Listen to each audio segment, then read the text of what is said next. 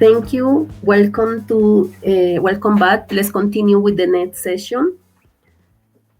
Welcome to the stage, Yvonne de la Caridad.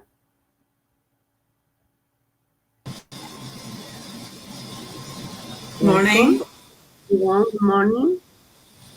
Yvonne is Director of Language Center at Universidad de las Ciencias Informáticas in Cuba.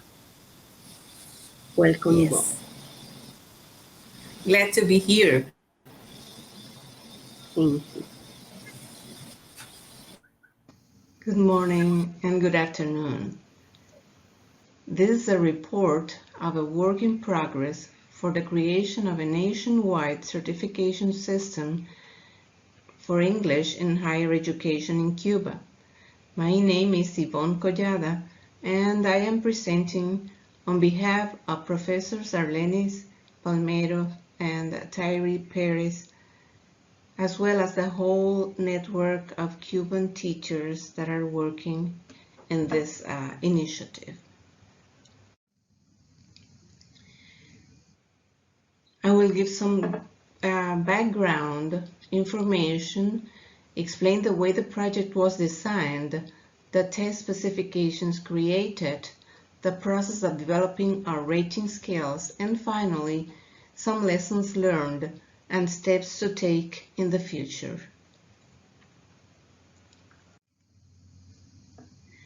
As background information, it is important to highlight the starting point in time, the year 2015, when the Ministry of Higher Education in Cuba decided to implement a new policy for English in Cuban universities in which the CEFR was taken as proficiency framework.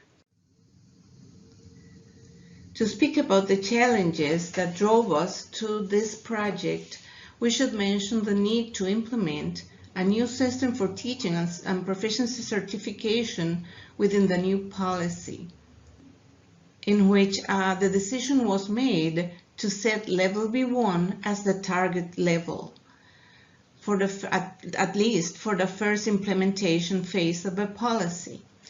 Additional challenges were the lack of financial resources to afford international standardized tests and the lack of experience in standardized testing in general, not only in developing the tests, but also in applying tests of this type. Those challenges led to an initiative coordinated by the Universidad de las Ciencias Informáticas in Havana as a project in which a group of representatives of all Cuban universities in the ministry participated.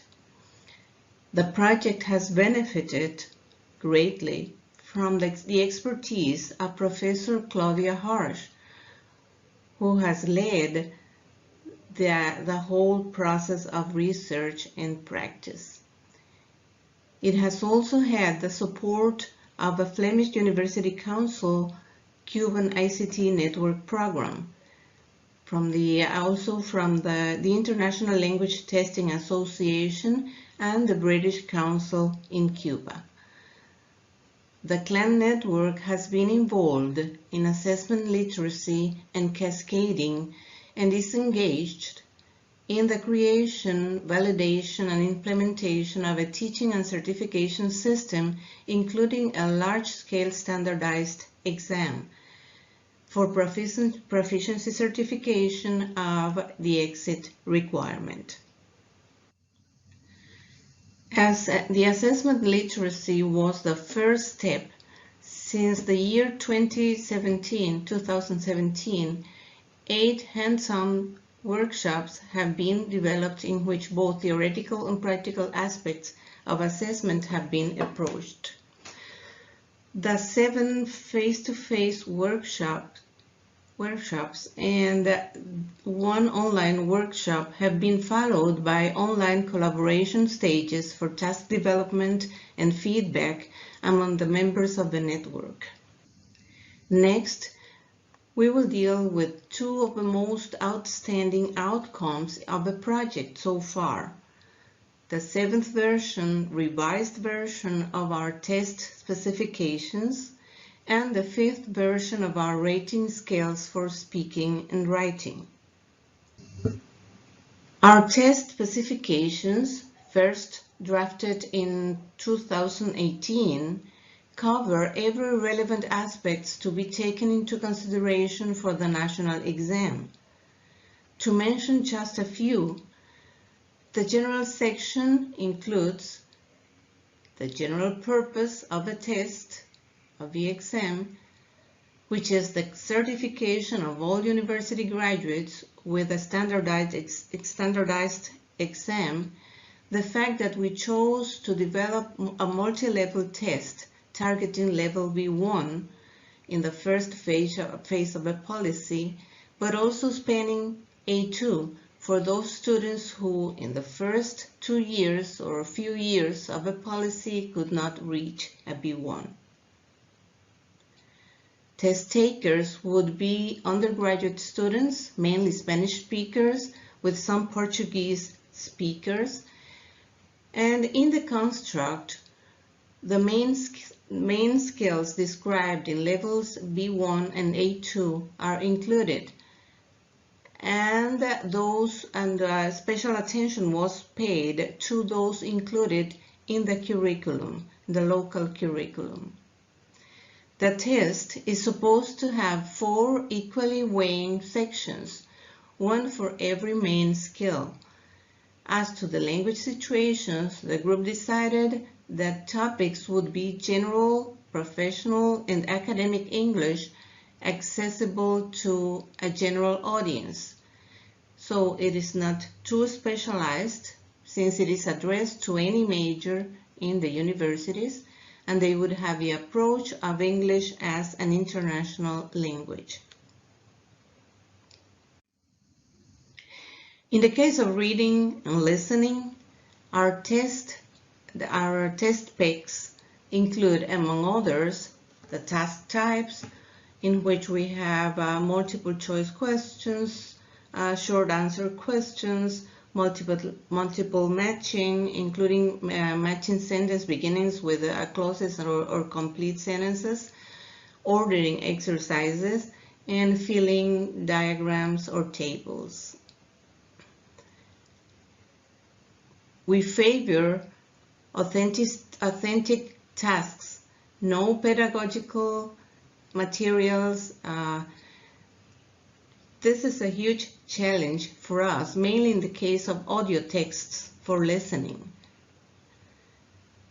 We were aiming at from 30 to 40 items in each test, and the construct targets the main targeted behaviors in B1 and A2 levels, of course, adapted to the local context, to the requirements of the curriculum, and we're not testing vocabulary or grammar in our test.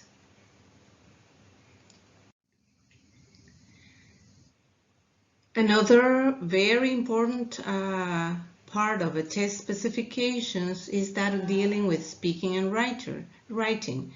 In this case, the specifications state that we will have both interactive and monologic tasks. In the case of speaking, interactive tasks will be interviews and role plays, and the monologic tasks would be presentations with follow-up questions, short storytelling, reports, and the like. As to writing, the interactive tasks will consist of letters, emails, and messages, and the monologic tasks will involve reports, descriptions, essays, and the like. As to authenticity, we aim at our tasks being or reflecting the target language use as much as possible in every case. We also have developed some interlocutor guides for the case of speaking.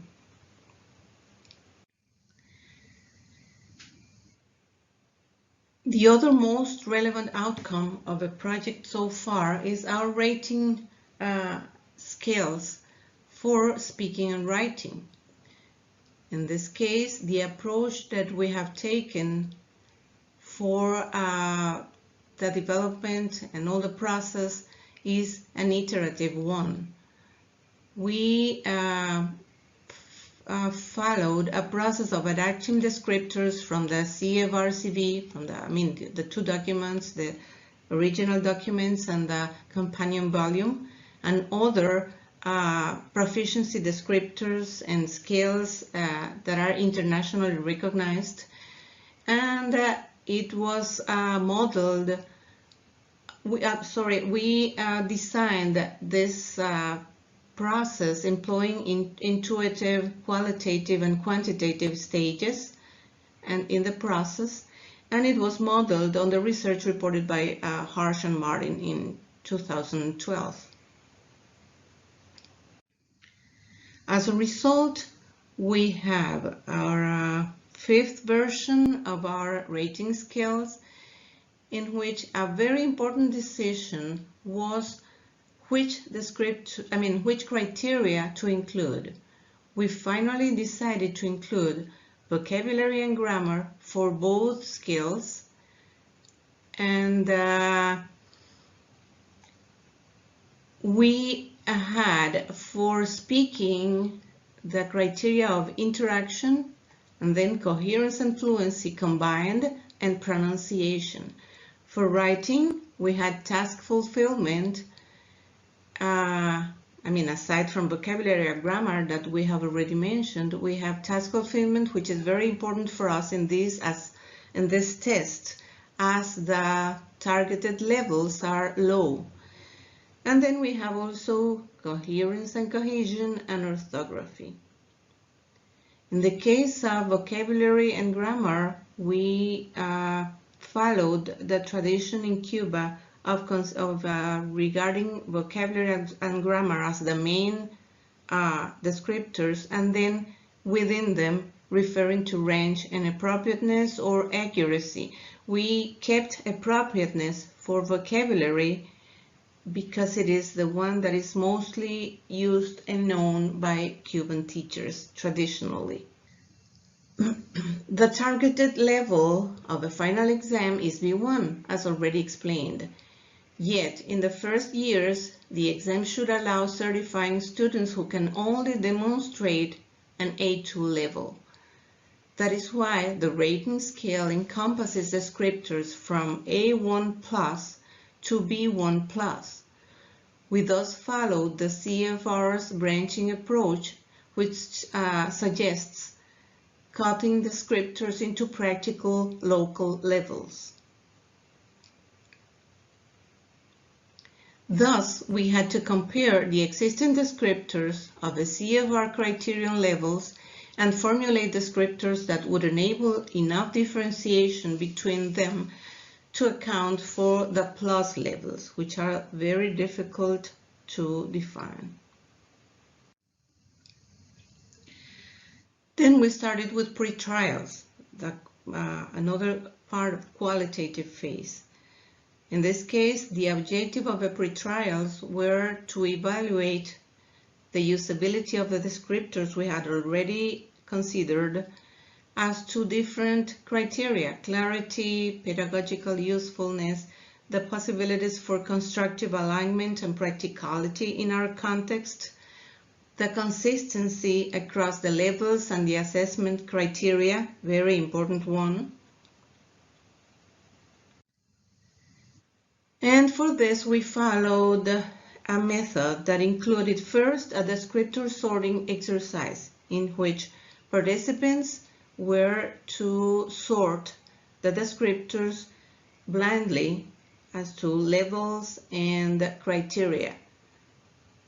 Then we had a number of students' performances, samples, that were compared with the descriptors in the rating scales to be able to place the performances at a given level according to our own skills.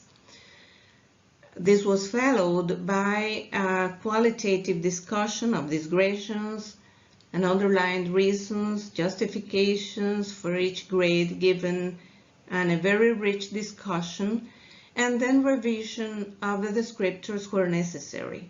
If the wording was somehow troublesome, confusing, we would then approach a possible rewording.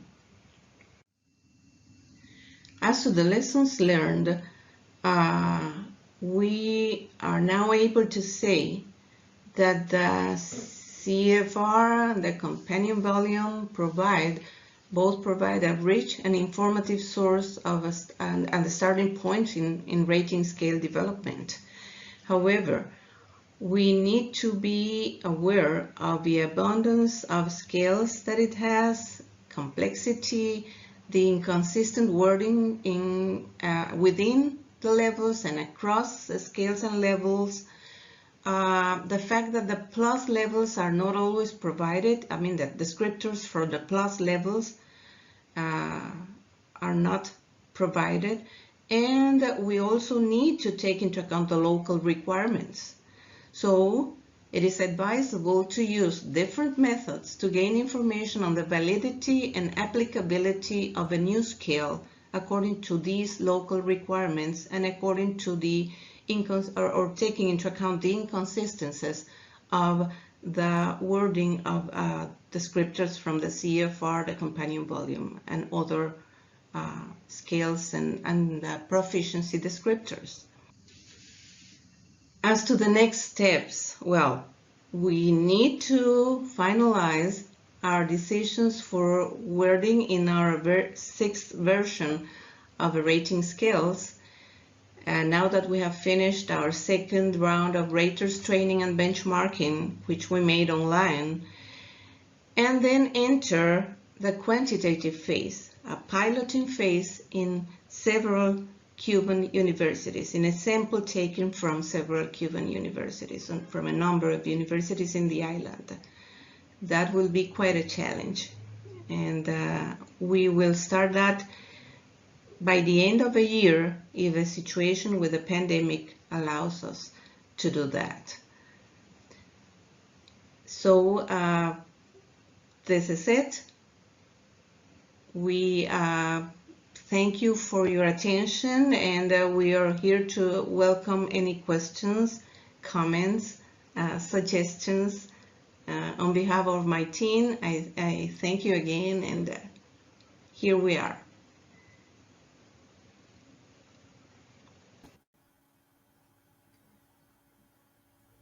Thank you, Yvonne, for your presentation, for your ideas, and for your for sharing this project with us. We have a question, Yvonne. Could you turn on your microphone, please? Yes, Okay. yes, I'm here. Sorry. Thank you.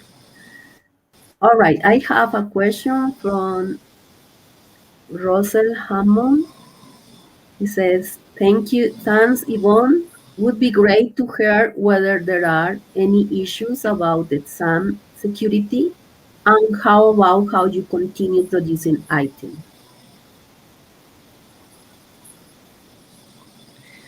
Well, thank you for your question, Russell, Mr. Russell Hammond. In our project has been constructed or developed in a sustainable way. We believe so. In the fact that it is an institutional project that is coordinated by my university, but it is a project that belongs to the ministry and answers to the ministry's needs, ensures the fact that the team is composed by people of all universities in Cuba. And it makes it possible to maintain a group of test developers that are constantly working and that can be renewed in case there is a need. So our pool of people is the whole of the ministry, all the teachers of English in the Ministry of Higher Education in Cuba. And we, as to the security, we have security measures in our university. We store all the item bank is in a database in our university. We have a system of communication through the Moodle platform mainly for our work. So it is an enclosed system secured with passwords for all the members to be able to work online. So that's what we're doing. And we're trying to be practical and adapting it to our needs in the ministry. Whenever we are not applying any test yet. We're hoping of piloting by the end of the year or maybe beginning of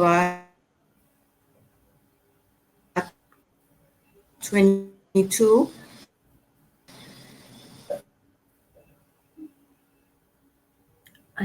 We have problems with the connection, Yvonne. Okay,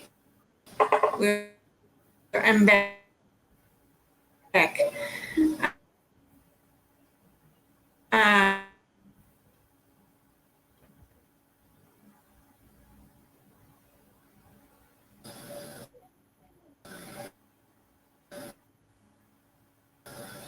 Okay, thank you. I'm sorry, Yvonne. I was saying that this network that we have created is. I'm sorry, Yvonne. Is it okay now? Yes, now yes, but before there was no clear your Okay. ideas. I'm sorry. I'm sorry. Connection is terrible today. And I was saying that we have built a network that is sustainable. So we're hoping to be able to deliver results with this system.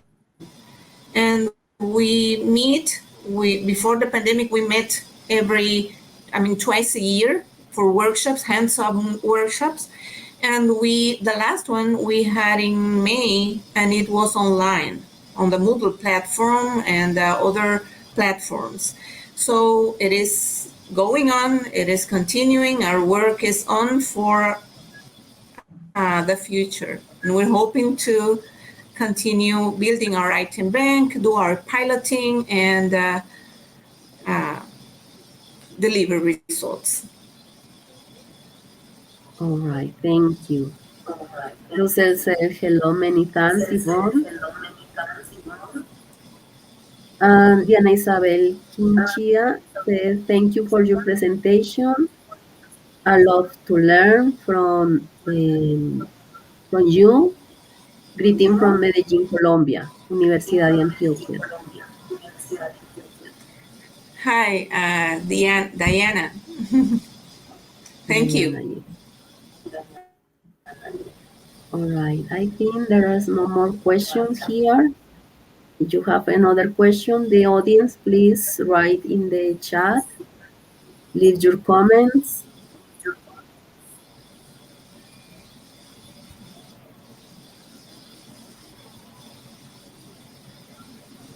And also, here is another comment from Russell. He said, I'm writing from British Council and would love to connect your ideas with contacts in Peru who may be looking at something similar.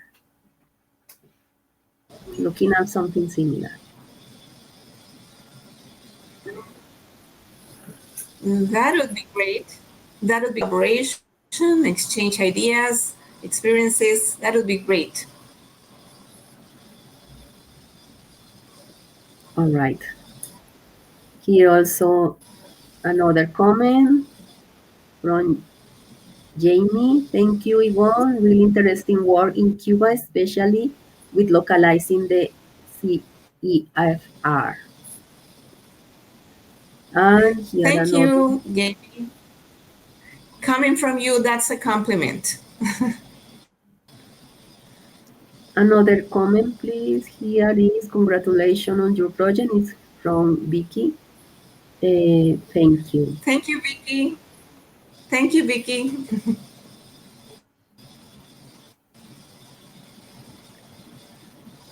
All right. If there is no comments or question, this is time to finish this session. Thank you very much, Yvonne, for Thank you coming all for and share having your us. ideas.